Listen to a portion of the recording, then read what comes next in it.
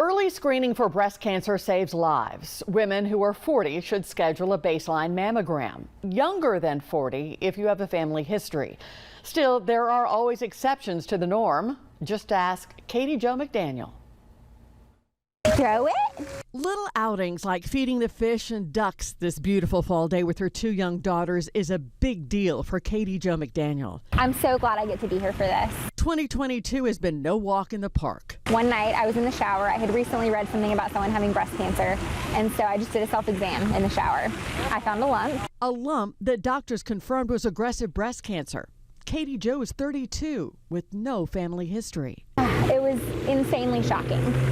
Like, I held it all together in the moment because my kids were there. You know, like I have my little girls right here. And so, but you know, your life changes in 1 second.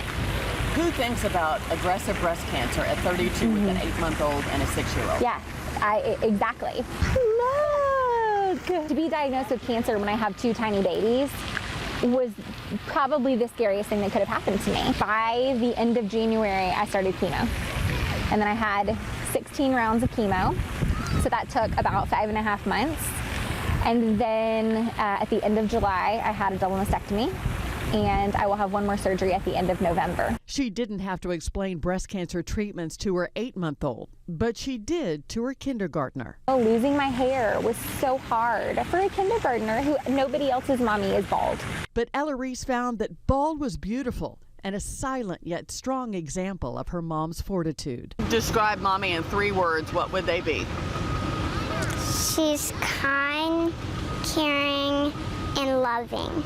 Katy Jo grieves the time she lost with her family, but is grateful to be alive and have so many who walk beside her on this journey. I have seen so much beauty that has come from this. I've seen beauty by literally hundreds of meals being brought to our house. I've seen doctors and nurses hug me when I'm crying. I have seen such beauty amidst such chaos, and I think that they have to coexist. And that's kind of where we have found like peace this year. And she's conquered cancer. My biggest fear came true and I was still okay. And I think that gives me so much hope and excitement moving forward. Little Ella Reese was so moved by all the kindness shown her family during her mom's illness that she set up a lemonade stand this summer to give back. She and her friends raised $4,000 for other women diagnosed with breast cancer who are having financial difficulties. You'll see Ella Reese walking with her family this Saturday in the Liz Hurley Ribbon Run, and you still have time to sign up until 8 o'clock tonight. You'll find a link to that on WAFF.com, or you can go to LizHurleyRibbonRun.org. All monies raised stay right here, locally.